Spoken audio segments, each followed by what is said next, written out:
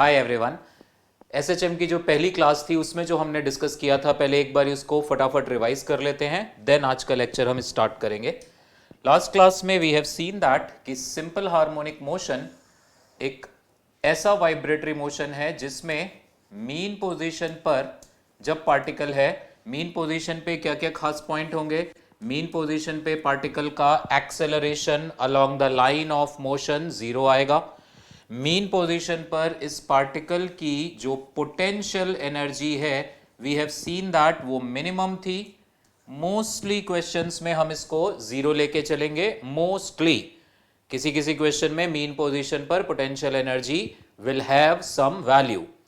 इसके बाद mean position पर we have seen that particle की जो एसएचएम करते हुए पार्टिकल की काइनेटिक एनर्जी है वो मैक्सिमम होगी। This maximum value of kinetic energy is half m omega square a square.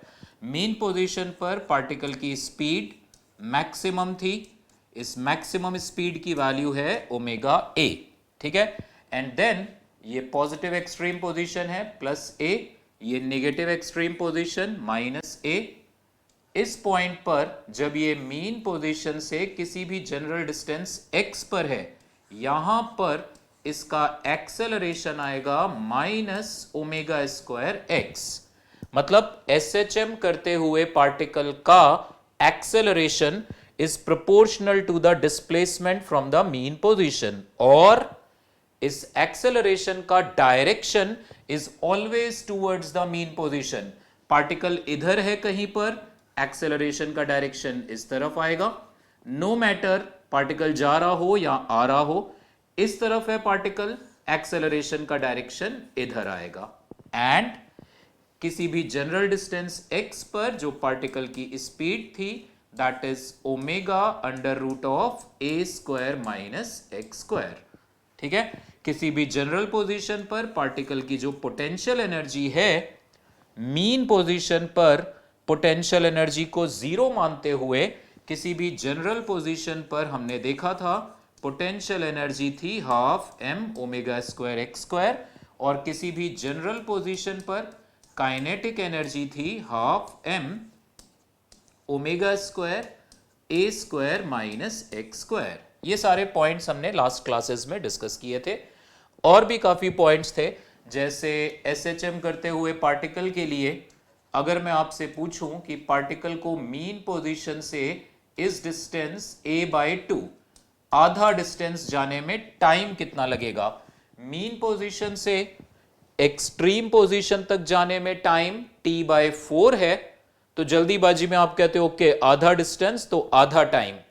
SHM में पार्टिकल की स्पीड कांस्टेंट नहीं है, जो आप यूनिटरी मेथड लगा दो, 0 से a बाई टू तक टाइम कम लगता है। ये टाइम लगता है पार्टिकल को t बाई 12, और a बाई टू से a तक जाने में जो टाइम लगता है पार्टिकल को, दैट इज t बाई 6। वापसी में भी वही होगा, मतलब पार्टिकल मीन पोजीशन से जब दूर जा रहा है या वापस आ रहा है, मोशन इज आइडेंटिकल। इस पार्टिकल को इस पोजीशन से वापस मीन पोजीशन तक आने में भी t बाई 12 टाइम लगेगा। ठीक है, ये सारे पॉइंट्स हमने पिछली क्लास में डिस्कस किए थे। अब आगे चलते हैं। एक तो ये v वर्सेस x ग्राफ रह गया था। a वर्सेस x ग्राफ तो हमने लास्ट क्लास में बना लिया था, स्ट्रेट लाइन ग्राफ था। So v versus x graph अगर हम देखें, एसएचएम करते हुए पार्टिकल की speed versus displacement from mean position.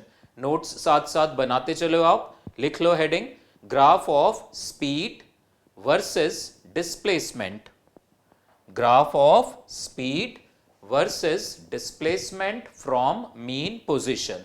So relation था हमारे पास v equal to omega under root of a square minus x square. Okay, square करो दोनों तरफ। सो v स्क्वायर की वैल्यू आ गई omega square a square minus omega square x square. इधर लेके आओ इसको। So this will be v square plus omega square x square equal to omega square a square. ये रिलेशन आया। इस इक्वेशन को आप ओमेगा स्क्वायर ए स्क्वायर से डिवाइड कर दो। So what we will get, v square upon omega square a square plus x square upon a square equal to 1। ठीक है, इसको थोड़ा सा मैं एडजस्ट कर देता हूं, x square upon a square plus v square upon omega square a square equal to 1। ये इलिप्स की इक्वेशन है। इलिप्स की स्टैंडर्ड इक्वेशन होती है x square upon a square plus y square upon this y square upon b square equal to 1। ऐसी कभी भी आपको इक्वेशन दिखाई दे, अगर ए और बी इक्वल नहीं है, इट विल बी इलिप्स। ये कर्व इस तरह से बनेगा। मान लो ए की वैल्यू बड़ी है बी से, तो ए की वैल्यू अगर बी से बड़ी है, आप खुद ही देखो, अगर आप इस y की वैल्यू को 0 कर दो, y इक्वल टू 0, ये y एक्सिस, ये x axis, y equal to अगर मैं 0 कर दूं तो y की वैल्यू 0 यानी x एक्सिस, तो x square upon a square equal to 1 आएगा, यानी x square equal to a square आएगा। y 0 पर x की वैल्यू आएगी -a और +a। सेम वे आप y की वैल्यू इस बारी x की वैल्यू 0 करोगे तो y की वैल्यू आएगी +b और -b। तो एक्चुअली ये इलिप्स इस तरह से बनेगा, लाइक दिस।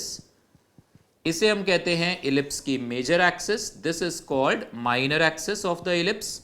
तो यहां ये रिलेशन भी ऐसा ही है, x square upon a square plus y axis पे वेलोसिटी स्पीड हम लेंगे v square upon omega square a square. तो हमारे इस केस के लिए भी जो स्पीड को हम वाई एक्सिस पे प्लॉट करेंगे और डिस्प्लेसमेंट को हम एक्स एक्सिस पे प्लॉट करेंगे। सो जो ग्राफ बनेगा स्पीड वर्सेस एक्स, वो ग्राफ 3 केसेस हम लेंगे जब ओमेगा की वैल्यू 1 से बड़ी है। ठीक है, ओमेगा 1 से बड़ा। तो देखो इधर स्पीड 0, स्पीड 0 कब होती है? जब पार्टिकल एक्सट्रीम पोजीशंस पर होता है। ओके, सो अगर v की वैल्यू 0 तो x square upon a square आएगा 1, तो x की वैल्यू आएगी +a और -a। So this is +a, this is -a। Curve हमारा यहां से पास करेगा and when x equal to 0, x equal to 0 यानी पार्टिकल मीन पोजीशन पर है। सो x इक्वल टू 0 करोगे तो v की वैल्यू आएगी +ω_a और -ω_a। ओमेगा क्योंकि मैंने 1 से बड़ा लिया है तो ये आएगी वैल्यू ऑफ ω_a+ और ये वैल्यू आएगी ω_a-। तो ये जो ग्राफ बनेगा इस तरह से इलिप्स बनेगा, लाइक दिस, ऐसा इलिप्स बनेगा। ठीक है, ये। So for omega greater than 1, v versus x graph लिख लेना पूरा। For omega greater than 1, v versus x graph is an ellipse with major axis along speed axis. ठीक है, और अगर ओमेगा की वैल्यू होती लेस देन 1 तो फिर ये जो y एक्सिस पे स्पीड वाली वैल्यूज हैं वो छोटी आती। अब ये इलिप्स बनता इस तरह से जिसका मेजर एक्सिस चला जाता x एक्सिस की ओर। This is for omega less than 1, this is for omega greater than 1। ठीक है, और अगर SHM करते हुए पार्टिकल की angular frequency omega which is 2πn, अगर ये SHM करते हुए पार्टिकल की एंगुलर फ्रीक्वेंसी 1 आई, उस केस में फिर ये दोनों बराबर हो जाएंगे।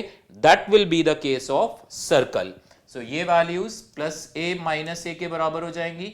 अब ये कंप्लीट सर्कल बनेगा इस तरह से।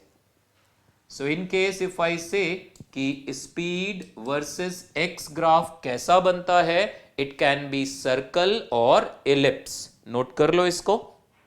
ठीक है, मैं ज्यादा देर नहीं रुकूंगा, आप वीडियो पॉज करके नोट कर लेना और लिख लेना कि speed versus x graph can be an ellipse और parabola, can be an ellipse और circle depending on the value of omega.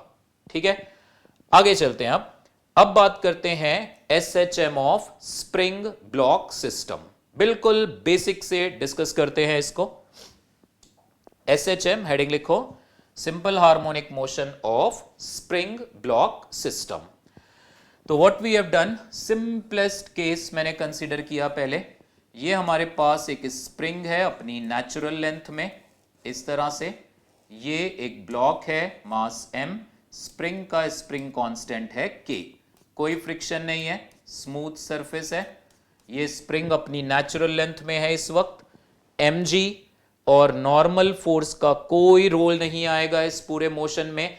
These two forces are just balancing each other, ठीक है, ये दोनों फोर्सेस जस्ट एक दूसरे को बैलेंस कर रहे हैं, इसका कोई रोल नहीं है। अब SHM का एम्पलीट्यूड, इस SHM का एम्पलीट्यूड क्या होगा, ये डिपेंड करता है आप इस SHM को इनिशिएट कैसे करोगे। आपने इसको पकड़ा, खींचा by a distance of 10 centimetre and छोड़ दिया, तो ये SHM शुरू हो जाएगा और उस SHM का एम्पलीट्यूड होगा 10 centimetre. So that you decide. आपने इस पोजीशन पर ब्लॉक को हिट करके कोई स्पीड दे दी, आपने जो स्पीड दी, क्योंकि ये मीन पोजीशन है, आपने जो स्पीड दी वो स्पीड होगी इक्वल टू ओमेगा ए, क्योंकि ये पार्टिकल इस वक्त मीन पोजीशन पर है, ठीक है। सो ये पार्टिकल ए एम्पलीट्यूड से ऐसे ऐसे SHM कर रहा है। किसी भी जनरल इंस्टेंट पर हमेशा ध्यान रखना, सिंपल हार्मोनिक मोशन के क्वेश्चंस आपके सामने जब न्यूमेरिकल्स आएंगे, डायरेक्ट फॉर्मूला बेस्ड है, स्ट्रेट फॉरवर्ड है, then it's okay. Time period आपको ढूंढना है SHM का, आप सबसे पहले लोकेट करना मीन पोजीशन कहां है, जिस पोजीशन पर ऑब्जेक्ट पर लगने वाले फोर्सेस बैलेंस, या अगर पोटेंशियल एनर्जी गिवन है तो पोटेंशियल एनर्जी वहां पर मिनिमम होनी चाहिए। ओके, सो ये केस में तो मीन पोजीशन वही है जब स्प्रिंग नेचुरल लेंथ पर है। अब मीन पोजीशन से जब ये x डिस्टेंस राइट या लेफ्ट किधर भी ले सकते हो आप, सो अगर मैं इसको x डिस्टेंस राइट कंसीडर करूं यहां पर इस ब्लॉक को, तो फिर क्योंकि स्प्रिंग अपनी नेचुरल लेंथ से x एलोंगेटेड है, तो the only force which is acting mg और n को छोड़कर इज kx। ये फोर्स मीन पोजीशन की तरफ है और डिस्प्लेसमेंट के प्रोपोर्शनल है। This is the condition of SHM कि जो रीस्टोरिंग फोर्स होता है, याद रखना SHM में मीन पोजीशन से किसी भी x डिस्प्लेसमेंट पर जो नेट अनबैलेंस फोर्स आता है, जो ऑब्जेक्ट को मीन पोजीशन की ओर खींचता है, that is called restoring force. Okay, so this restoring force is equal to minus kx, यही SHM की बेसिक कंडीशन है। इसको मैंने लिखा equal to ma, this is equal to minus kx, तो यहां से इस पार्टिकल का एक्सेलरेशन आ गया minus k by m times x। इस इक्वेशन को आप कंपेयर करो SHM की स्टैंडर्ड इक्वेशन के साथ, that is minus omega square x. Compare this term and this term, तो आपको ओमेगा स्क्वायर की वैल्यू मिल जाएगी k बाय m, यानी ओमेगा की वैल्यू आ गई root of k by m। इसका मतलब इस SHM करते हुए पार्टिकल का टाइम पीरियड आ गया 2 पाई बाय ओमेगा। सो ये टाइम पीरियड की वैल्यू हमारे पास आ जाएगी 2 pi under root of m by k। ये सिंपलेस्ट केस आ गया, ठीक है। बाकी एनर्जी वगैरह की बात वो मैं करूंगा विद टाइम। अभी मैं स्प्रिंग ब्लॉक सिस्टम से रिलेटेड प्रॉब्लम्स में टाइम पीरियड कैसे ढूंढना है, वी फोकस ऑन दैट, ठीक है। नोट कर लो इसको। अब देखना, अगर ये स्प्रिंग ब्लॉक सिस्टम हॉरिजॉन्टल ना होके वर्टिकल ऐसे होता, ठीक है, ऐसे ये पोजीशन है, स्प्रिंग का स्प्रिंग कांस्टेंट है k, वर्टिकल हो गया। अब इस केस में आप देखना और पिछले केस में एक छोटा सा डिफरेंस आएगा, टाइम पीरियड इस केस में भी सेम आएगा। इस केस में सपोज दैट ये इक्विलिब्रियम पोजीशन है, तो पिछले केस में इक्विलिब्रियम पोजीशन पर स्प्रिंग अपनी नेचुरल लेंथ पर था। अब इस इक्विलिब्रियम पोजीशन पर ये मान लो सिंपली ब्लॉक रेस्ट पे है, इस ब्लॉक का जो वेट है mg और इस स्प्रिंग में एलोंगेशन होगा, ये स्प्रिंग अगर मैं ब्लॉक को सस्पेंड नहीं करूंगा ना तो ये ब्लॉक शायद, सॉरी, स्प्रिंग यहां पे था, ये स्प्रिंग की नेचुरल लेंथ थी, ब्लॉक टांगा, ये स्प्रिंग एक्स नॉट एलोंगेट हो गया, ये स्प्रिंग की नेचुरल लेंथ वाला रेफरेंस लाइन दिखा रहा हूं मैं, this displacement is x not. तो इस वक्त जो स्प्रिंग फोर्स है ऊपर की ओर के एक्स नॉट और एम जी आपस में बैलेंस है। तो पिछले केस में मीन पोजीशन पर there was no spring force, पिछले क्वेश्चन में ग्रेविटी का एसएचएम से कोई कनेक्शन नहीं था, यहां है, यहां पे ग्रेविटी फोर्स और एसएचएम का लाइन ऑफ मोशन सेम है। हम अपने यूजुअल वे में चलेंगे, ये इक्विलिब्रियम पोजीशन है, हमने फिर यहां से ब्लॉक को पकड़ा, खींचा बाय अ डिस्टेंस ए, छोड़ दिया। इस पे कई इंटरेस्टिंग क्वेश्चंस बनते हैं। क्वेश्चन इस तरह से भी आते हैं कि ब्लॉक एसएचएम कर रहा है और ब्लॉक कभी भी कंप्रेस नहीं हो रहा। अगर ब्लॉक कभी भी स्प्रिंग अगर स्प्रिंग कभी भी कंप्रेस नहीं हो रहा, इसका मतलब है आपने जो इसको यहां से पुल किया था एक्स नॉट से कम। ध्यान रखना, मान लो एक्स नॉट की वैल्यू है 10 सेंटीमीटर, मैं इस ब्लॉक को पुल करूंगा 5 सेंटीमीटर नीचे, तो ये 5 सेंटीमीटर नीचे वापस 5 सेंटीमीटर ही ऊपर जाएगा, तो स्प्रिंग कभी भी कंप्रेस नहीं होगा। नेचुरल लेंथ का लेवल ये था। एक्स नॉट अगर 10 सेंटीमीटर है, मैंने इसको पुल किया 15 सेंटीमीटर और छोड़ा, तो ये आएगा ऐसे 15 सेंटीमीटर वापस, फिर 15 सेंटीमीटर ऊपर, तो स्प्रिंग कंप्रेस होगा। स्प्रिंग कंप्रेस हो या ना हो, टाइम पीरियड पे असर नहीं पड़ेगा। That will be same as in the previous case.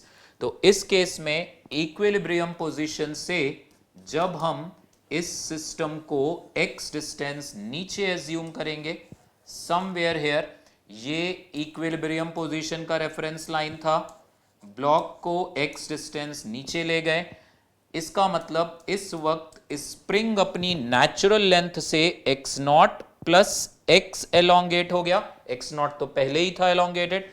इस वक्त जो स्प्रिंग फोर्स आएगा ऊपर की ओर वो होगा k times x naught plus x और वेट आएगा नीचे की ओर mg।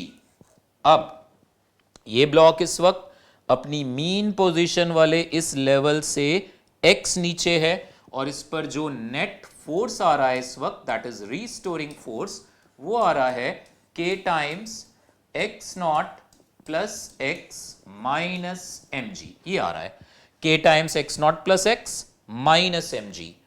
kx नॉट और mg बराबर थे आपस में, सो जो नेट रीस्टोरिंग फोर्स बचेगा that is kx।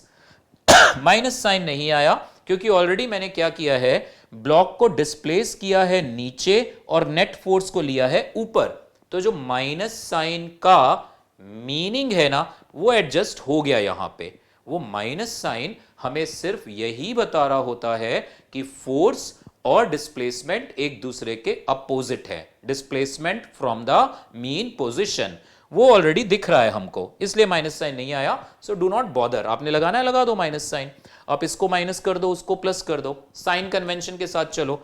Displacement downward था, डाउनवर्ड डायरेक्शन को प्लस ले लो, तो mg को प्लस कर लो, इसको माइनस, कोई दिक्कत नहीं है, ठीक है। सो ये आ गया, यहां से फिर से हमारे पास एक्सेलरेशन आ गया k by m times x। तो फिर से इसको SHM की स्टैंडर्ड इक्वेशन से कंपेयर करोगे, अगेन मैंने माइनस साइन नहीं लगाया, तो ओमेगा की वैल्यू फिर से आपको मिलेगी रूट k बाय m, तो इसका टाइम पीरियड भी पिछली बार की तरह ही आएगा 2 pi under root of m by k, same. इसका मतलब पिछले केस में और इस केस में टाइम पीरियड पे कोई असर नहीं पड़ा। क्यों नहीं पड़ा, तो आप देखो, पिछले केस में आप देखना, ध्यान से समझना, SHM के लिए फोर्स कौन सा रिस्पॉन्सिबल है, ये बात गौर से सुनना। आगे ये स्प्रिंग ब्लॉक पुली वाले प्रॉब्लम्स आएंगे इंटरेस्टिंग, अभी मैं डिस्कस करूंगा उनको। आप इस कंसेप्ट को लगाना जो मैं बताने जा रहा हूं, इतना लेंदी नहीं करना पड़ेगा, हमें ऑब्जेक्टिव क्वेश्चंस में जाना है, ठीक है। ध्यान से सुनना, मीन पोजीशन पर ये दोनों फोर्सेस आपस में बराबर थे, ओके। जब मैंने इसको मीन पोजीशन से x खींचा, तो आप ये सोचो कि कौन सा फोर्स अब एडिशनली और बढ़ गया या घट गया या कोई नया फोर्स आ गया। मीन पोजीशन से एसएचएम करते हुए ऑब्जेक्ट को मीन पोजीशन से एक्स शिफ्ट करने पर कौन से फोर्स में चेंज आया और कितना। तो मीन पोजीशन से जब आपने इसको एक्स नीचे किया, mg में तो कोई फर्क नहीं आया, स्प्रिंग फोर्स में चेंज आया कितना, kx। That is restoring force. हमेशा चेक करो एसएचएम करते हुए ब्लॉक का मीन पोजीशन से जब x डिस्प्लेसमेंट हुआ तो what is the additional force developed, यही एडिशनल फोर्स होगा रीस्टोरिंग फोर्स। पिछले केस में भी वही था, पिछले केस में भी मीन पोजीशन पे स्प्रिंग नेचुरल लेंथ में था, होने दो, मीन पोजीशन से x शिफ्ट करने पर स्प्रिंग फोर्स में चेंज आया kx। इस केस में भी मीन पोजीशन से x नीचे ले जाने पर स्प्रिंग फोर्स में चेंज आया kx। यही बनेगा रीस्टोरिंग फोर्स, क्योंकि जो मीन पोजीशन वाले फोर्सेस थे ना वो कैंसिल आउट हो रहे होंगे। तो अगर मान लो ये स्प्रिंग ब्लॉक सिस्टम इस तरह से अगर किसी इंक्लाइन प्लेन पर भी है ना, इस तरह से ये एंगल है मान लो थीटा, और ये ब्लॉक रखा हुआ है, फ्रिक्शन वगैरह कहीं कुछ नहीं है, इस तरह से ये स्प्रिंग है, स्प्रिंग कांस्टेंट के। इस केस में क्या होगा, इक्विलिब्रियम पर mg sin theta kx not के बराबर होगा। This mg sin theta will be equal to kx not, दोनों आपस में बैलेंस होंगे। अब आप इसको भी जब मान लो ये मीन पोजीशन ही है, स्प्रिंग इतना x नॉट एलोंगेटेड है, मीन पोजीशन से जब इसको x नीचे कंसीडर करोगे, आपने क्या किया, मीन पोजीशन से कैपिटल A डिस्टेंस खींचा, छोड़ दिया, SHM शुरू हो गया, SHM कर रहा है ऑब्जेक्ट। मीन पोजीशन से किसी जनरल डिस्टेंस x पर जब है तो आप देखो स्प्रिंग फोर्स में जो चेंज आ रहा है दैट इज अगेन kx। तो इस केस में भी जो टाइम पीरियड आएगा एसएचएम का वो पिछले दो केसेस जैसा ही आएगा, ठीक है। तो इस बात का प्लीज आप ध्यान रखना, मीन पोजीशन से शिफ्टिंग पर फोर्स में क्या चेंज आया, that change of force is restoring force, ठीक है। अब आगे चलते हैं, स्प्रिंग ब्लॉक में ही या पुली वाला जो मैं आपसे कह रहा था वो एक केस लेते हैं। नाउ लेट्स से एसएचएम में थ्योरी ऐसे ज्यादा नहीं है, spring block system, simple pendulum, angular SHM आ जाएगा, डैम्पिंग वगैरह। स्कूल लेवल पे मैं बात करूं, एनीवेज उसके लिए मैं आपको क्वेश्चंस की शीट दे दूंगा, स्कूल एग्जाम के लिए आप वो सारे क्वेश्चंस अच्छे से प्रैक्टिस कर लोगे, डेरिवेशंस भी डन। आप फिलहाल थॉरोली आराम से कंसेप्ट को सीखो, इसी बहाने आपको मैकेनिक्स के कई और कंसेप्ट देखना रिवाइज होंगे। Okay, so now this situation is there कि ये हमारे पास इस तरह से ये पुली है, मासलेस पुली है, इस पर से ऐसे स्ट्रिंग है ऐसे, और यहां पर एक स्प्रिंग कनेक्टेड है, दिस वन, स्प्रिंग का स्प्रिंग कांस्टेंट K, और ये ब्लॉक हैंग कर रहा है, ब्लॉक का मास M। ये सिचुएशन है, इसका अब मैं आपसे पूछ रहा हूं what will be the time period. Okay, ये रस्सी पुली पर स्किड नहीं करेगी, मतलब ये पुली है मान लो डिस्क शेप में, रस्सी ऐसे ऐसे मोशन होगा, ठीक है, इस तरह से ये पुली, रस्सी स्किड नहीं करेगी पुली पर, फ्रिक्शन सफिशिएंट है, मासलेस है पुली, दैट इज गिवन, ठीक है। हमने इस ब्लॉक को इसकी इक्विलिब्रियम पोजीशन से डिस्टर्ब करके छोड़ दिया, you have to find time period. Video pause करो और 2 मिनट आप इस क्वेश्चन को सोचो कैसे सॉल्व करोगे, ठीक है, and then you look at the way I am explaining. ये बहुत बेसिक सा क्वेश्चन है, ये क्वेश्चन एक्चुअली में इसी क्वेश्चन जैसा है, इन दोनों क्वेश्चंस में कोई फर्क नहीं है। इक्विलिब्रियम पोजीशन पे क्या होगा, ये नीचे लगेगा वेट mg, मान लो इक्विलिब्रियम पोजीशन पे रस्सी में टेंशन है T0, ये पूरी रस्सी, और हमेशा याद रखना जब भी एक मासलेस स्प्रिंग, ये मासलेस रस्सी है, ये स्प्रिंग भी मासलेस है, रस्सी और स्प्रिंग आपस में ऐसे कनेक्टेड हैं, तो देखो ये जो पॉइंट है रस्सी और स्प्रिंग का जंक्शन मासलेस है, ये भी मासलेस ऑब्जेक्ट पे नेट फोर्स हमेशा 0 होता है, वी नो दैट। तो इस जंक्शन को ऊपर से रस्सी का फोर्स और नीचे से स्प्रिंग का फोर्स जो मिलेगा, they will be always always equal. Mean position पे ब्लॉक है नहीं है उससे इसको कोई मतलब नहीं है, ठीक है। तो इस वक्त ये रस्सी का टेंशन जंक्शन पे ऐसे लगेगा, पुली पर ऐसे लगेगा टी नॉट, इस तरफ से पुली पर ऐसे लगेगा टी नॉट। स्प्रिंग इस वक्त मानो एक्स नॉट स्ट्रेच है, तो स्प्रिंग इस जंक्शन को नीचे खींच रहा होगा के एक्स नॉट से। तो अल्टीमेटली बेटा इस ब्लॉक पर जो टेंशन है रस्सी का, वो अल्टीमेटली स्प्रिंग फोर्स के बराबर ही आएगा। सो इक्विलिब्रियम पोजीशन पर mg और टी नॉट या के एक्स नॉट सब बराबर, जो आप यहां भी बोलते हो mg equal to k x not. And then अब आपने इस ब्लॉक को पकड़ के खींचा, छोड़ दिया, इट विल स्टार्ट ऑसिलेटिंग। जब ये मीन पोजीशन से x नीचे होगा, पुली ऐसे घूमेगी, ये जितना नीचे जाएगा उतना ही स्प्रिंग एलोंगेट होगा। ये जितना मीन पोजीशन से नीचे जाएगा स्प्रिंग उतना ही एलोंगेट, क्योंकि रस्सी इनएक्सटेंसिबल है, इस रस्सी की लेंथ नहीं बदलनी।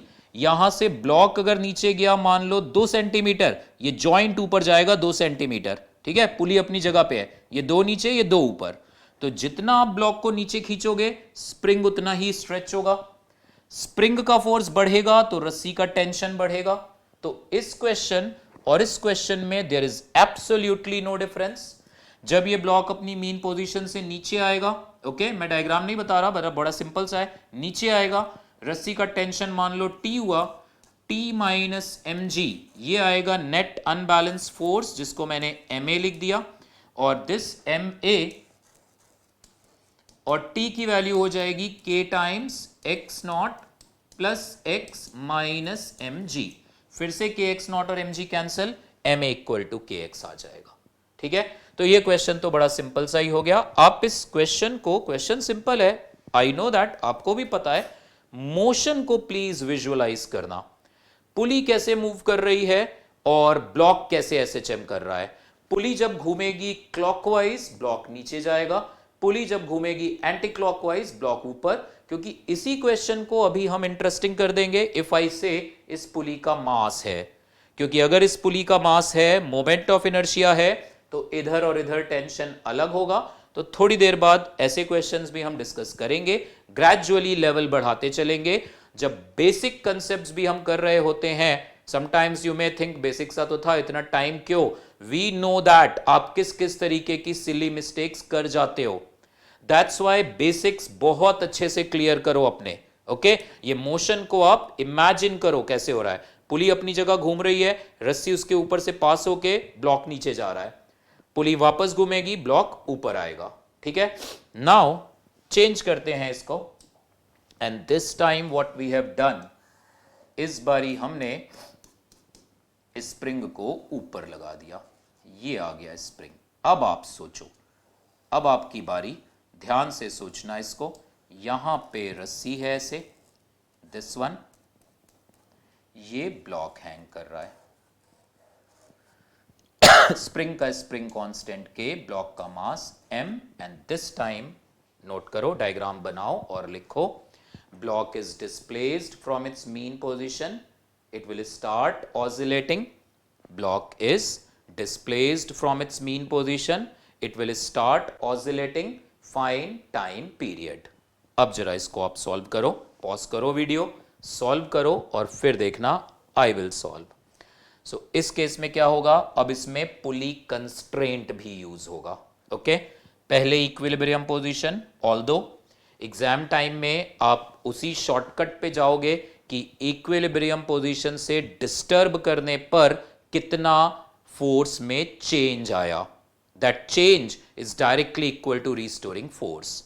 बट फिलहाल पहला क्वेश्चन है ये, मैं मतलब कंस्ट्रेंट मोशन से रिलेटेड, तो आराम से सॉल्व कर लेते हैं। मीन पोजीशन है, मान लो ये ब्लॉक रेस्ट पे है, तो ये mg नीचे की ओर, रस्सी का टेंशन है मान लो T नॉट, सो ये T नॉट और mg बैलेंस होंगे, so I am writing here equilibrium position पर T नॉट और mg आपस में बैलेंस है। ये T नॉट, तो यहां से भी फोर्स आएगा T नॉट, यहां से भी फोर्स आएगा T नॉट, और मान लो इस वक्त स्प्रिंग में एलोंगेशन है x नॉट, तो ये स्प्रिंग का फोर्स ऊपर आ रहा होगा के एक्स नॉट। पुली क्योंकि मासलेस है इसलिए 2 टी नॉट इक्वल टू आएगा के एक्स नॉट। ये तो हो गया इक्विलिब्रियम पोजीशन का एनालिसिस। अब ब्लॉक को हमने ए डिस्टेंस खींच के छोड़ा था, इट विल स्टार्ट ऑसिलेटिंग। जब ये किसी जनरल डिस्टेंस x पर है तो उस वक्त क्या होगा, कंस्ट्रेंट मोशन भी सोचना। हमें पता है कि अगर ये एक पुली है, पुली पर से रस्सी पास हो रही है और उसका एक साइड है फिक्स ऐसे, तो पुली के मोशन का डबल इफेक्ट यहां आता है। ये अगर नीचे जा रहा है x, तो पुली अपनी मीन पोजीशन से नीचे आई होगी x/2। ये लॉज ऑफ मोशन में हम बड़े तसल्ली से डिटेल में पढ़ चुके हैं। कंस्ट्रेंट, ठीक है, पुली पर से रस्सी पास हो रही है, वन एंड इज फिक्स, तो पुली के मोशन का डबल इफेक्ट यहां, क्योंकि पुली x/2 नीचे जाएगी, यहां से रस्सी x/2 फ्री होगी, यहां से x/2 फ्री होगी, ये x नीचे जाएगा। So same we will use here. ये ब्लॉक जब x नीचे आएगा अपनी मीन पोजीशन से, तो पुली अपनी मीन पोजीशन से x/2 नीचे आएगी ऐसे। ये पुली यहां पे आ गई, ठीक है, पुली अपनी मीन पोजीशन वाले लेवल से ऐसे x/2 डिस्टेंस नीचे आई है, और ब्लॉक अपनी मीन पोजीशन से x नीचे गया होगा, ठीक है। यहां से ब्लॉक का डिस्प्लेसमेंट होगा x।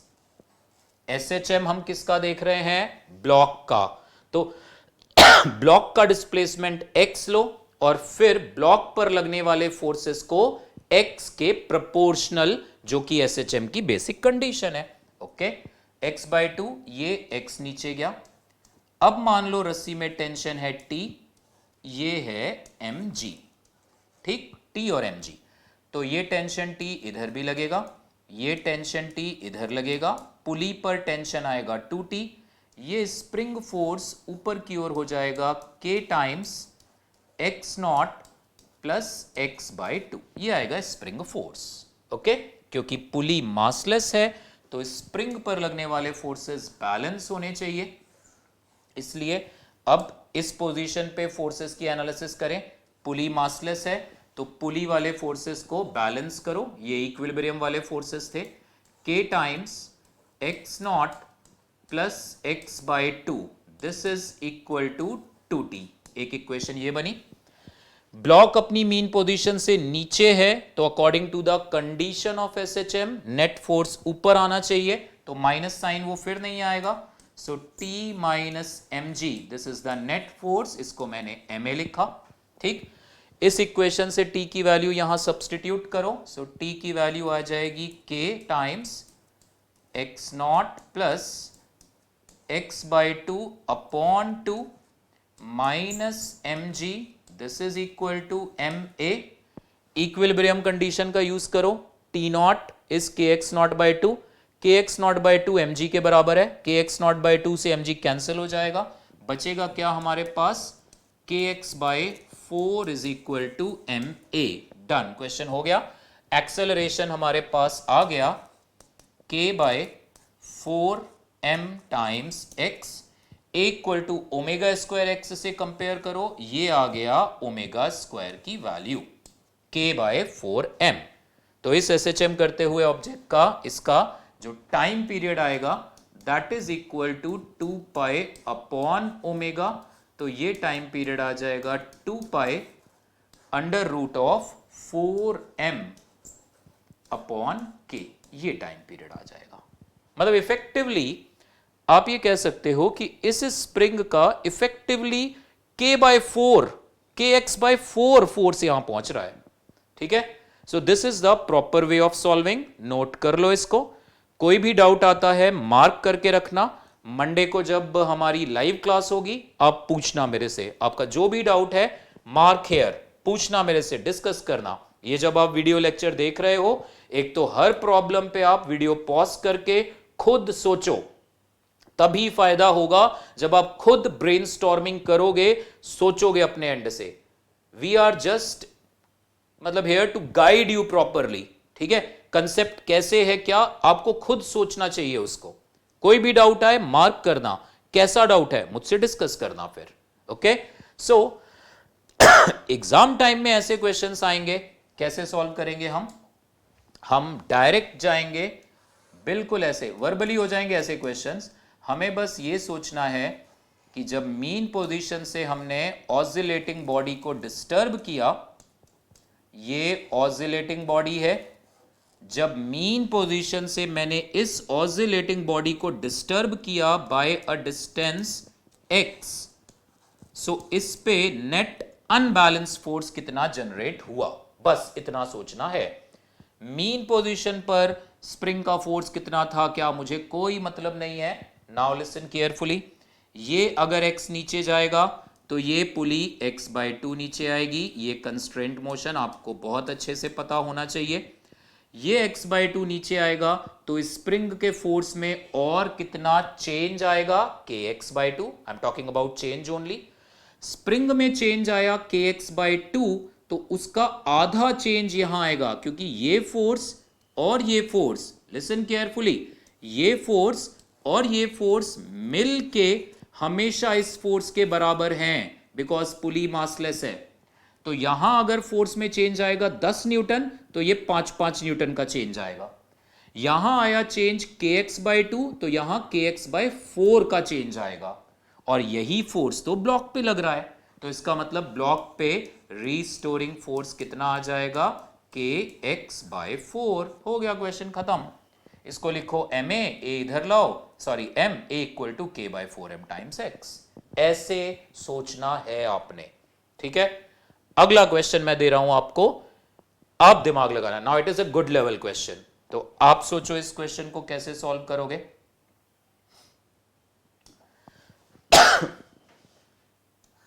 अब हमने दोनों तरफ स्प्रिंग लगा दिया, यहां पर भी एक स्प्रिंग लगा दिया, स्प्रिंग कांस्टेंट K1, ये रहा पुली सिस्टम, मासलेस पुली है, यहां पर भी एक स्प्रिंग लगा दिया, this spring is of spring constant K2, ये ऐसे ब्लॉक है, ठीक है, ब्लॉक का मास m, and again mean position से डिस्टर्ब किया, SHM शुरू हो गया, टाइम पीरियड इसका। वीडियो पॉज करो, अच्छा क्वेश्चन है, +1 स्टैंडर्ड में अगर कोई स्टूडेंट अच्छा है, ऑब्वियसली इनके डायरेक्ट रिजल्ट भी है, तो सम स्टूडेंट्स में से इसमें क्या है, इसका तो डायरेक्ट रिजल्ट हमें पता होता है, ठीक है। सो वो डायरेक्ट रिजल्ट ठीक है, बट आप मोशन को विजुअलाइज करके सॉल्व करो, and that is the fundamental thing needed from your and. आपको शॉर्टकट्स भी आने चाहिए, कॉम्पिटिटिव एग्जाम्स के लिए मस्ट है, बट सब्जेक्ट एक अच्छे से पहले आप सीखो, फिर शॉर्टकट्स पे जाओ। सब्जेक्ट पहले सीखो, पूरे मोशन को आप इमेजिन करो कैसे मोशन हो रहा है, रस्सी वो पुली पर स्लिप मार रही है या उसके साथ साथ मूव कर रही है, ये सब छोटी छोटी बातों पे आपको गौर करना चाहिए। रस्सी इस पुली पर स्लिप नहीं हो रही है, ठीक है। ऑल्दो इस क्वेश्चन में फर्क नहीं पड़ेगा ज्यादा, पुली मासलेस ले रहा हूं, बट फिर भी आपका इमेजिनेशन उस हिसाब से चले। नाउ मैं डायरेक्ट उस मेथड से सॉल्व करूंगा जहां पे मीन पोजीशन से डिस्टर्ब करते हैं, तो हम ये चेक करते हैं कि फोर्सेस में कितना चेंज आया। ऑसिलेटिंग बॉडी, ये ऑसिलेटिंग बॉडी है, ये ऑसिलेटिंग बॉडी अगर अपनी मीन पोजीशन से, मीन पोजीशन पे क्या क्या फोर्सेस हैं डिटेल्ड वे में डिस्कस करना है, लाइव क्लास में कर लेंगे, इफ यू सजेस्ट हम डिस्कस कर लेंगे इसको, बिल्कुल एक बार रिवीजन हो जाएगा। शॉर्टकट वे में बताता हूं, मीन पोजीशन से x डिस्प्लेस किया हमने इसको, मान लो जब मीन पोजीशन से इसको x डिस्प्लेस किया, ये ऑलरेडी थोड़ा बहुत एलोंगेटेड था, इसके एलोंगेशन में चेंज आया x2, इसके एलोंगेशन में चेंज आया x1, ये चेंजेस आए। x1 is not the total elongation in K1, it is the change in elongation जब ये x नीचे गया है। पहले तो x1 और x2 में रिलेशन, फिर वीडियो पॉज करके आप पहले इनमें रिलेशन ढूंढो। आप पहले ही अगर अच्छे से ट्राई कर चुके हो, ये पॉइंट आपके दिमाग में आ चुका है, वेल एंड गुड। नहीं आया था, अब कम से कम सोचो, SHM छोड़ो, आप x1 x2 और x में रिलेशन ढूंढो, कंस्ट्रेंट। सो कंस्ट्रेंट भी हमने सीखा, 1 by 1 सोचो। मान लो इसका कोई मोशन नहीं हो रहा, ये रिजिड है, स्प्रिंग फिक्स है, ये अगर x2 स्ट्रेच होगा, ये पुली अपनी जगह है क्योंकि इसको मैं रिजिड मान रहा हूं, ये x2 ऊपर तो ये x2 नीचे जाएगा। Okay, so if only this spring is stretched by x2, ये x2 नीचे जाएगा। अभी इसको रोक लो। नाउ थिंक ऑफ दिस, ये अगर x1 नीचे आएगा, ये x1 नीचे आएगा और ये फिक्स है, अगर इसको मैं रिजिड मान रहा हूं, ये फिक्स है, अगर ये x1 नीचे तो ये 2x1 नीचे जाएगा। Is that okay? ध्यान रखना इस चीज का। ये x2 तो बिकॉज ऑफ दिस मोशन ये x2 नीचे, ये x1 तो बिकॉज ऑफ दिस ये 2x1 नीचे। तो इसका मतलब ये जो x है ना बेटे, सबसे पहली बात इसकी वैल्यू आएगी x2 प्लस 2x1, ये पहली कंडीशन। ठीक है, आप सोचना इस चीज को, इसको फिक्स रखो, इसको 1 सेंटीमीटर नीचे करो, ये 2 नीचे जाएगा। अभी इसको फिक्स करो, इसको 2 सेंटीमीटर ऊपर करो, ये 2 और नीचे जाएगा। ठीक है, ये रिलेशन आ गया। नाउ हमने जब इस ब्लॉक को मीन पोजीशन से x नीचे किया, ब्लॉक पर ये रस्सी का टेंशन है, इस टेंशन में क्या चेंज आएगा? इस टेंशन में वही चेंज आएगा जो इस K2 के फोर्स में चेंज आएगा, क्योंकि फिर वही बात, ये रस्सी, ये जॉइंट मासलेस है, इस रस्सी का टेंशन और ये रस्सी पूरी एक ही है, ये वाली रस्सी पूरी एक है, और हमें पता है अगर रस्सी मासलेस ही है थ्रू आउट टेंशन सेम होता है। तो इस रस्सी में टेंशन T है तो यहां पे फोर्स T आएगा। इस रस्सी के टेंशन में चेंज उतना ही आएगा जितना स्प्रिंग के फोर्स में चेंज आएगा, और स्प्रिंग के इस फोर्स में कितना चेंज आएगा? K2x2, उसकी मैं बात ही नहीं कर रहा अभी।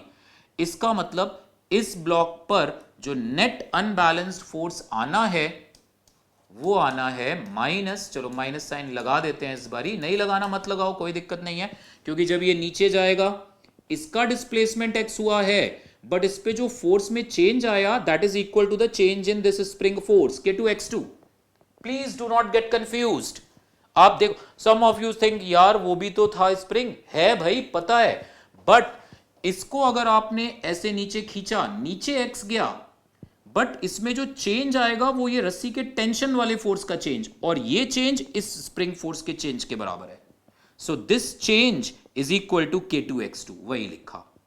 अब SHM है, मुझे किसी तरह से प्रूव करना है कि ये फोर्स x के प्रोपोर्शनल करो, ये x2 के प्रोपोर्शनल है, बहुत अच्छी बात है, x के प्रोपोर्शनल लेके आना है। ठीक है, so now in this case what will happen is, और देखो पुली मासलेस है, पुली मासलेस है तो इस वाली रस्सी में जो फोर्स में चेंज आएगा और इन दोनों में जो चेंज आएगा बराबर आएंगे, यानी यहां का चेंज और यहां का चेंज इज इक्वल टू यहां का चेंज। इस स्प्रिंग फोर्स में कितना चेंज आ रहा है? K1x1।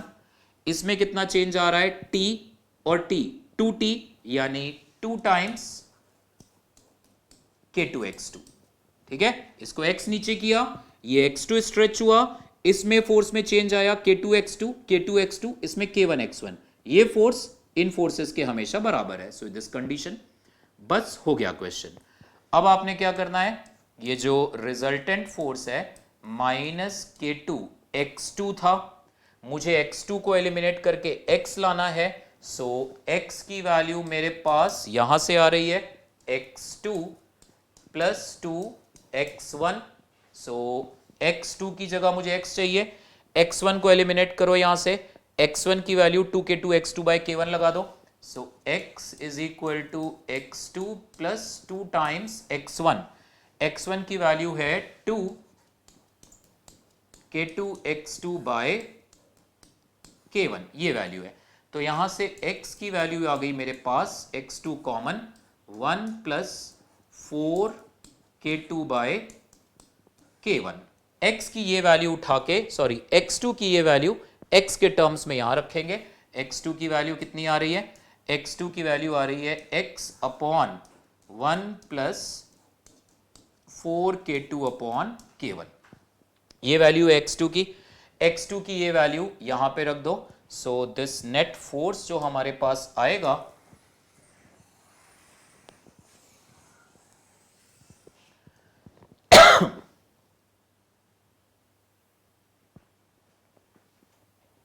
ठीक है, देखना इधर ध्यान से। अब जो हमारे पास ये नेट फोर्स आएगा ये था -K2x2, तो यहां से मैं सॉल्व कर रहा हूं, this resultant force is minus K2 times x2 की value x upon 1 plus 4 K2 by K1, ये आ गई। This is equal to F resultant equal to minus K2 को नीचे ले जाते हैं हम, so what we will get 1 upon 1 by K2 plus 4 by K1 into x, ये आएगा। F रिजल्टेंट को ma लिख दो तो एक्सेलरेशन आ जाएगा यहां से हमारे पास, ये m चला जाएगा नीचे। This can be written as -1 upon m times 1 by K1 plus 1 by, इसको मैं लिख सकता हूं, sorry this is K2, this I can write as K1 upon 4 times x। अब ध्यान से देखना, ये मैं अभी पढ़ाऊंगा आपको, ये कंसेप्ट जो मैं अभी बताने जा रहा हूं, 1 upon K2 plus 1 upon K1 by 4, इसको मैं लिख रहा हूं 1 अपॉन K इफेक्टिव। ठीक है, इस पे ज्यादा अभी दिमाग मत लगाओ, मैं बता देता हूं अभी। स्प्रिंग्स इन सीरीज पैरेलल अभी बात करेंगे, उसमें आएगा ये रिलेशन आ गया हमारे पास। सो इसकी जगह मैं 1 बाय K इफेक्टिव लिखूंगा तो A आ गया -1 upon M times 1 by K effective into x, K effective ऊपर ले जाओ, सो A आ गया minus of K effective by M times x। ये SHM की कंडीशन आ गई आपके पास। A equal to minus omega square, और इस बार ओमेगा स्क्वायर की वैल्यू कितनी आ रही है? ओमेगा स्क्वायर की वैल्यू आ रही है K इफेक्टिव बाय M। और K इफेक्टिव कैसे ढूंढोगे? यहां से 1 by K effective is 1 by K2 plus 1 by K1 by 4। Okay, यहां से K इफेक्टिव की वैल्यू आएगी, और टाइम पीरियड कितना आ गया हमारे पास? टाइम पीरियड आ गया 2 पाई अपॉन ओमेगा, जब करोगे तो वो M बाय K इफेक्टिव बन जाएगा। This is the answer. Actually ना हम अभी पढ़ेंगे स्प्रिंग्स इन सीरीज।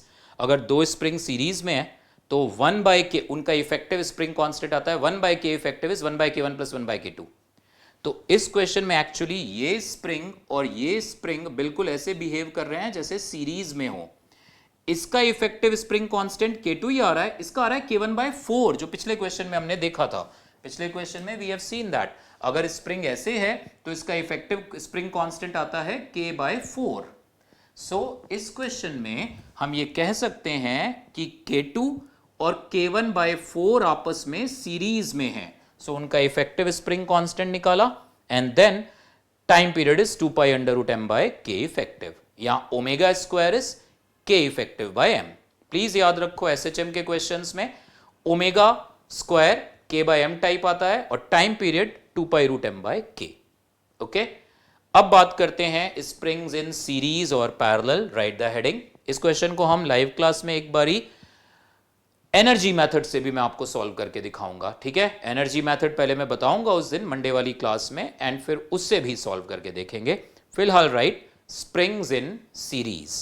उससे पहले चलो स्प्रिंग्स इन सीरीज, अब उसी को पहले पढ़ लेते हैं। स्प्रिंग्स इन सीरीज, ये हमारे पास दो स्प्रिंग है। इसका स्प्रिंग कांस्टेंट K1 एंड इसका स्प्रिंग कांस्टेंट है K2। ये है ब्लॉक। ठीक, ब्लॉक का मास है M, ये स्प्रिंग कांस्टेंट K2 सीरीज में लगे हैं। क्वेश्चन की तरह ही सॉल्व करके देखते हैं। इस ब्लॉक को मैंने इसकी मीन पोजीशन से x खींचा, सॉरी A पुल किया, छोड़ दिया, ये A एम्पलीट्यूड से ऑसिलेट करने लग जाएगा। ठीक है, जब ये आगे जाएगा मीन पोजीशन से तो दोनों स्प्रिंग्स में थोड़ा थोड़ा एलोंगेशन आएगा। तो हमें टाइम पीरियड ढूंढना है, तो वो टाइम पीरियड भी ढूंढ लेंगे, और उस टाइम पीरियड को ढूंढते ढूंढते हमें, अगर दो स्प्रिंग ऐसे सीरीज में लगे हैं तो वो एक सिंगल स्प्रिंग की तरह बिहेव करेंगे, जिसका स्प्रिंग कांस्टेंट हम देखेंगे आएगा 1 by K effective equal to 1 by K1 plus 1 by K2। ठीक है, मतलब ये जो एंड रिजल्ट मैं आपको बता दूं पहले ही, ये दो स्प्रिंग्स को हम एक सिंगल स्प्रिंग से रिप्लेस कर सकते हैं फॉर टाइम पीरियड। ये M, ये सिंगल स्प्रिंग का स्प्रिंग कांस्टेंट आएगा K effective, where 1 by K effective equal to 1 by K1 plus 1 by K2। So ये ब्लॉक का टाइम पीरियड और इसका टाइम पीरियड इक्वल आएगा अगर इस स्प्रिंग का स्प्रिंग कांस्टेंट इतना आ गया तो। ठीक है, सो इन दो स्प्रिंग्स को आप इफेक्टिवली एक सिंगल स्प्रिंग जिसका स्प्रिंग कांस्टेंट यहां से मिलेगा उससे रिप्लेस कर सकते हो। अब फिर टाइम पीरियड भी आ जाएगा 2 pi under root m by k effective. कैसे आया ये रिजल्ट उसको देखते हैं, नोट कर लेना इसको पहले आप। अब देखो फिर से हम बेसिक में चलेंगे। SHM कर रहा है ऑब्जेक्ट, मीन पोजीशन पहले, मीन पोजीशन पर इस पे कोई फोर्स नहीं होना चाहिए, तो ये स्प्रिंग भी अपनी नेचुरल लेंथ में होगा, तो ये भी। यहां भी एक चीज गौर से सुनना, जैसे मैंने अभी पीछे बताया कि अगर रस्सी और स्प्रिंग आपस में जुड़े हैं मासलेस दोनों, तो दोनों का फोर्स हमेशा बराबर होता है। बिल्कुल ऐसे ही ये दोनों स्प्रिंग भी मासलेस हैं, तो जंक्शन पे हमेशा इस स्प्रिंग और इस स्प्रिंग के फोर्सेस इक्वल आएंगे। तो इसलिए इन दोनों स्प्रिंग्स में जो फोर्स आएगा that will always be equal. Equilibrium position है, मान लो इस इक्विलिब्रियम पोजीशन से ये ब्लॉक जब x आगे गया, हमेशा ऑसिलेटिंग ब्लॉक का डिस्प्लेसमेंट आप x लेना और फिर उस पे लगने वाले फोर्स को x के प्रोपोर्शनल प्रूव करना for the condition of SHM। तो अब ये ब्लॉक x आगे जाएगा तो ये जंक्शन भी थोड़ा सा डिस्प्लेस होगा। मान लो ये जंक्शन का डिस्प्लेसमेंट हुआ x1, यहां आ गया ये जंक्शन। ठीक है, ये स्प्रिंग भी थोड़ा सा एलोंगेट हुआ होगा, ये ब्लॉक यहां आ गया। ब्लॉक का मास m, ब्लॉक का अपनी मीन पोजीशन से डिस्प्लेसमेंट है x। ओके, x डिस्प्लेस करने पर इस स्प्रिंग का एलोंगेशन तो साफ हमें दिखाई दे रहा है, this is equal to x1। ये तो क्लियरली दिख रहा है कि x1 होगा, ये एंड फिक्स था। इसका एलोंगेशन कितना आएगा जरा सोचो आप, how much will be the elongation of this spring? वो आएगा x minus x1, x minus x1। बारी बारी आप देखो व्हाट वी हैव डन। ये ऐसे दोनों स्प्रिंग थे, ये पहला स्प्रिंग था, ये दूसरा स्प्रिंग था। ठीक है, मान लो इस पहले स्प्रिंग की लेंथ थी L1 नेचुरल लेंथ, इस दूसरे स्प्रिंग की नेचुरल लेंथ थी L2। आपने इसको पकड़ के x1 खींचा, अभी इसको नहीं पुल किया आपने, इसको पकड़ के x1 खींचा तो ये x1 स्ट्रेच हो गया, यहां आ गया। ये लेंथ कितनी हो गई? ये लेंथ हो गई L प्लस x1। जस्ट मैं आपको x1 x2 समझाने के लिए बोल रहा हूं। ये स्प्रिंग अभी अपनी नेचुरल लेंथ पर ही है। ठीक है, ये लेंथ अभी मान लो L ही है, L2 सॉरी। तो इसका मतलब बस आपने इसको पकड़ा था, x1 खींचा, ये स्प्रिंग ऐसे ही L2 आगे अपना आगे चला गया, सेम डिस्टेंस x1। अब इसको पकड़ के रख लो सो दैट ये स्प्रिंग स्ट्रेच ना हो, इसको x2 और खींच लो, x2 और, तो टोटली ये वाला पॉइंट कितना आगे चला गया? x1 plus x2। ये स्प्रिंग स्ट्रेच हुआ x1 और ये स्प्रिंग स्ट्रेच हुआ x2। तो पहले ये स्प्रिंग अगर x1 स्ट्रेच हुआ तो वो x1 आगे गया। अब यहां पे रोको और इस स्प्रिंग को x2 खींच लो तो ये x2 और आगे गया। तो इसका मतलब अगर इस स्प्रिंग में एलोंगेशन x2 है, इसमें x1 है, तो पहले तो x की वैल्यू आएगी x1 प्लस x2, ये कंडीशन आएगी हमारे पास। ठीक है, ध्यान से सोच लेना, बड़ी सिंपल सी चीज है। इसका एलोंगेशन x1 हुआ, यहां पे रोको इसको, इसका ये x1 आगे आ चुका है, इसको x2 और खींच लो। सो टोटल ब्लॉक का डिस्प्लेसमेंट x जो है वो दोनों स्प्रिंग्स के इंडिविजुअल एलोंगेशंस के सम के बराबर आ गया। अब इस ब्लॉक के साथ कौन सा स्प्रिंग अटैच्ड है? K2। K2 में कितना फोर्स आया है? K2x2। तो ब्लॉक पर जो नेट अनबैलेंस फोर्स आ रहा होगा वो होगा K2x2। ब्लॉक इससे जुड़ा है, ये K1 वाले स्प्रिंग का ब्लॉक पर कोई फोर्स नहीं है, इनडायरेक्ट असर जरूर है, लेकिन K1 वाला स्प्रिंग ब्लॉक पर कोई फोर्स नहीं लगा रहा। ब्लॉक पर फोर्स कौन लगा रहा है? ये स्प्रिंग K2x2। ठीक है, अब एक और चीज, जंक्शन मासलेस है, तो ये स्प्रिंग अगर इधर को इसको खींचेगा क्योंकि स्प्रिंग स्ट्रेच्ड है, तो ये फोर्स देगा इधर K1x1, इफ आई से कि वॉल पे कितना फोर्स आ रहा है, वॉल पे भी फोर्स आएगा K1x1। ये स्प्रिंग X2 एलोंगेटेड है, ये स्प्रिंग जॉइंट को अपनी ओर खींचेगा K2x2 से, और इस ब्लॉक को अपनी ओर खींचेगा K2x2 से। और क्योंकि ये जंक्शन मासलेस है तो इसको SHM से कोई कंडीशन से इस कंडीशन को कोई मतलब नहीं, ये दोनों स्प्रिंग फोर्सेस हमेशा बराबर होंगे। सो K1x1 इक्वल टू K2x2 आएगा, ये कंडीशन आ गई। नाउ एक बारी एडवांस में प्रॉब्लम आई थी, उसमें यही कहा था कि ब्लॉक अगर A एम्पलीट्यूड से ऑसिलेट कर रहा है तो ये पॉइंट कितने एम्पलीट्यूड से ऑसिलेट करेगा। सो अगर ब्लॉक A डिस्टेंस तक आगे जा रहा है तो इसका मैक्सिमम एलोंगेशन A1 है, इसका A2, तो A1 plus A2 equal to A आएगा, K1 A1 equal to K2 A2, बस इन दो इक्वेशंस को सॉल्व करके A1 मिल जाता। इतना सा क्वेश्चन था, बड़े आराम से समझो आप चीज को। अब फिर वही काम जो पीछे वाले क्वेश्चन में भी किया, हमें इस रिजल्टेंट फोर्स को x के प्रोपोर्शनल करना है। तो यहां से x2 की वैल्यू मुझे x के फॉर्म में चाहिए।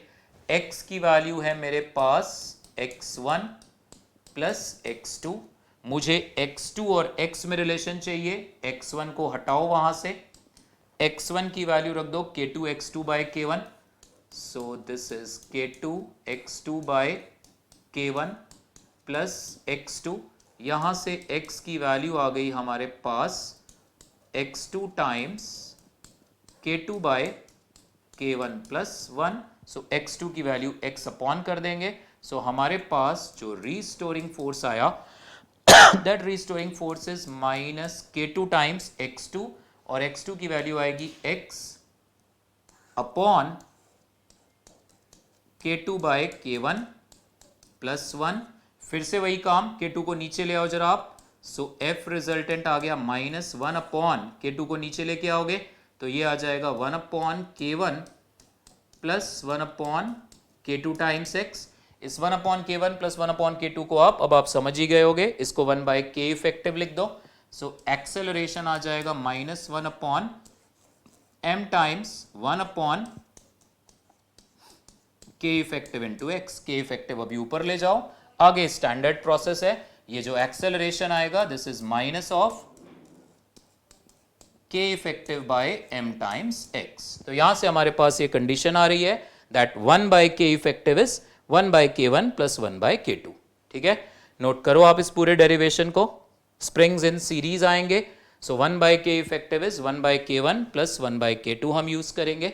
एंड नाउ इसको नोट कर लेना, अगर स्प्रिंग पैरेलल में है, right the heading springs in parallel. Springs अगर पैरेलल में है so that is very simple. इस तरह से ये एक स्प्रिंग कनेक्टेड है, ये दूसरा स्प्रिंग कनेक्टेड है, और ये ब्लॉक कनेक्टेड है ऐसे मास m का। इसका स्प्रिंग कांस्टेंट है K1, इसका स्प्रिंग कांस्टेंट है K2। इस केस में इट इज वेरी सिंपल, इस वक्त ये दोनों स्प्रिंग ही अपनी नेचुरल लेंथ पर है। तो अब आप इस ब्लॉक को जब इसकी मीन पोजीशन से आप x डिस्प्लेस करोगे तो दोनों ही स्प्रिंग में सेम एलोंगेशन आएगा। ठीक है, ये सिचुएशन आएगी, दोनों ही स्प्रिंग में एलोंगेशन आएगा x। तो इस ब्लॉक पर जो नेट रीस्टोरिंग फोर्स आएगा that is minus of K1x plus K2x, ये आएगा। इसको आप डायरेक्ट लिख सकते हो, this is equal to minus of K effective. तो यहां से अब हमारे पास सीधा सीधा रिजल्ट आ गया, K effective is equal to K1 plus K2। तो अगर स्प्रिंग्स पैरेलल में है तो derivation is very simple. Series के लिए थोड़ा प्रैक्टिस चाहिए, मतलब थोड़ा सा काम करना पड़ा था उसको में। अच्छा, अगर ये स्प्रिंग्स इस तरीके से कनेक्टेड है, मान लो ये ब्लॉक बीच में आ गया, एक तरफ ये स्प्रिंग आ गया, स्प्रिंग कांस्टेंट इज K1, दूसरी तरफ ये स्प्रिंग आ गया, this is spring constant K2। अब देखने में यू में से कि ये दोनों स्प्रिंग्स आपस में सीरीज हैं, बट नहीं, इफेक्टिवली ये दोनों स्प्रिंग्स का जो स्प्रिंग कांस्टेंट आएगा that is equal to K1 plus K2। फर्क बस इतना है, यहां पे जब आपने इसको मीन पोजीशन से x पुल किया तो दोनों स्प्रिंग स्ट्रेच हुए, दोनों ने इसे पीछे की ओर खींचा। इस वक्त मान लो ये दोनों स्प्रिंग अपनी नेचुरल लेंथ में है। अब आप जब इस ब्लॉक को इसकी मीन पोजीशन से x किसी भी साइड ले जाओ, इधर ले गए, K1 में एलोंगेशन आएगा x, तो K2 में उतना ही कंप्रेशन आएगा।